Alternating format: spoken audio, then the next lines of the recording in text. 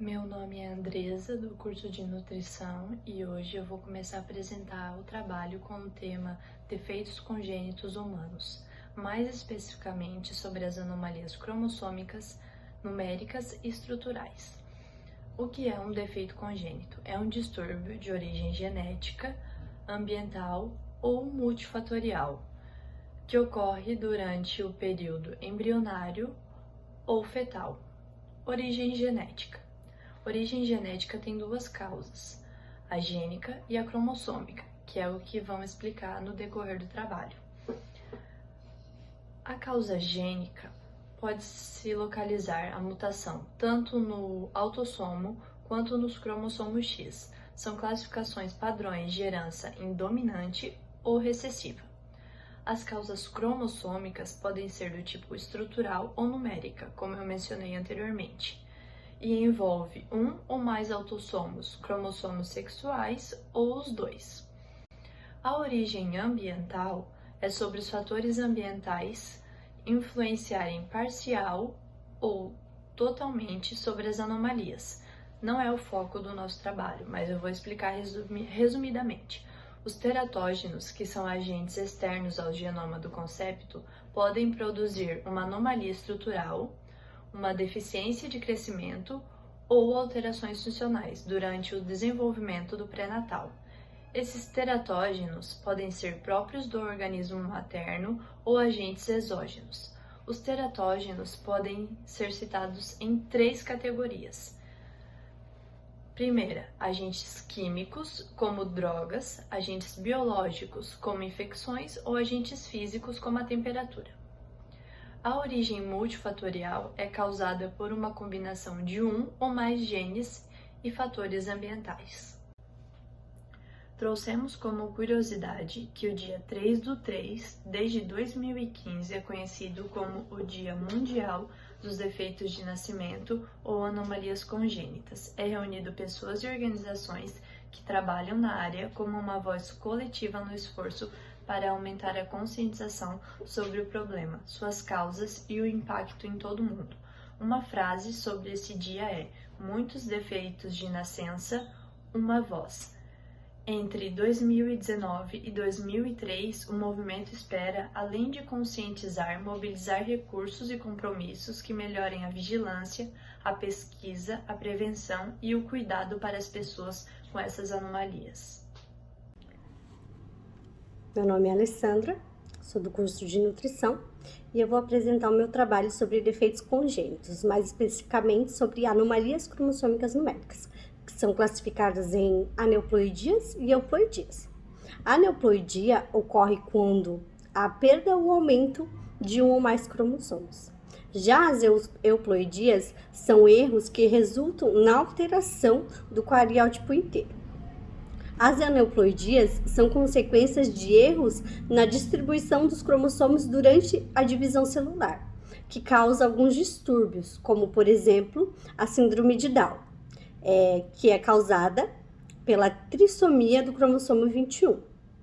A síndrome de Turner, que é causada pela monossomia do cromossomo sexual X. A síndrome de Klinefelter, que é provocada pela trissomia que envolve os cromossomos sexuais. Já as euploidias, elas se dão no momento em que cromossomos são duplicados e a célula não se divide. Eu vou citar alguns exemplos. Existem algumas cultiváveis que apresentam euploidias, que é o caso do trigo, em que há a variedade de diploides com 2 lotes cromossômicos, tetraploides com 4 lotes cromossômicos e a hexaploides com 6 lotes cromossômicos. Me chamo Luana Alexandre, sou do curso de Fisioterapia e irei explicar sobre as anomalias cromossômicas estruturais. As anomalias cromossômicas estruturais são alterações que ocorrem na morfologia do cromossomo. Essas alterações podem ser, por exemplo, perda de parte do material genético ou mudança na sequência dos genes. Elas são classificadas em deleção, duplicação, inversão e translocação. A deleção é uma anomalia cromossômica estrutural em que há a perda do material genético. Nesse caso, ocorre a quebra de um fragmento do cromossomo, que não incorpora mais a ele. Este cromossomo, portanto, não apresenta todos os genes, o que pode afetar o indivíduo de forma significativa. A duplicação é uma anomalia cromossômica estrutural em que ocorre a repetição do material genético.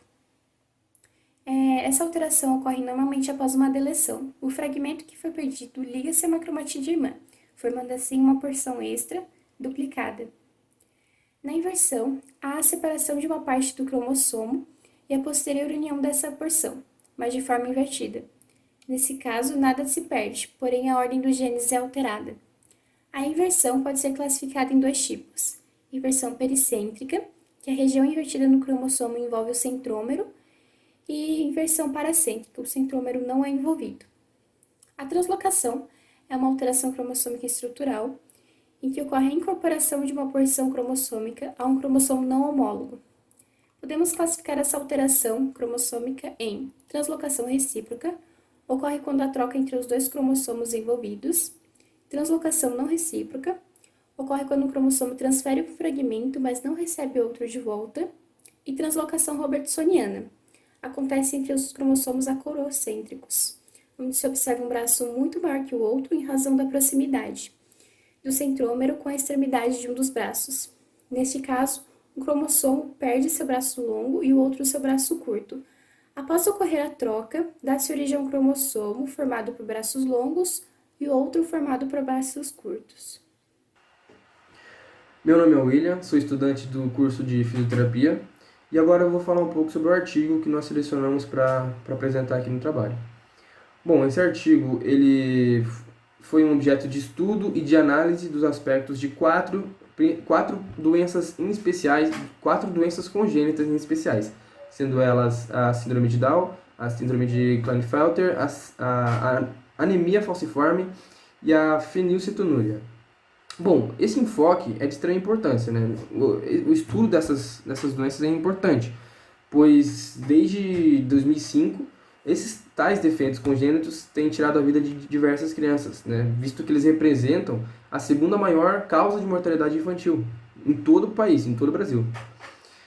O objetivo desse artigo foi de reunir informações acerca da etiologia, da epidemiologia, os diagnósticos e tratamentos disponíveis para esses defeitos. Para isso, foram analisados artigos contendo definições, características e cuidados com as anomalias já citadas. No decorrer dos estudos e das pesquisas, né, por fim, nesse artigo, foi constatado que os defeitos congênitos são causados por fatores genéticos e ambientais e que os indivíduos que apresentam esses distúrbios têm características próprias dessas patologias, né? Características características estéticas também, né? Em principal, que é o que mais é possível notar. Para quem desenvolve essas doenças, o tratamento é indispensável, né? E visto que o principal desafio delas vai ser a aceitação na sociedade. Então, o tratamento é tanto para uma melhora na doença, como também para ela saber desenvolver as atividades cruciais do seu dia a dia.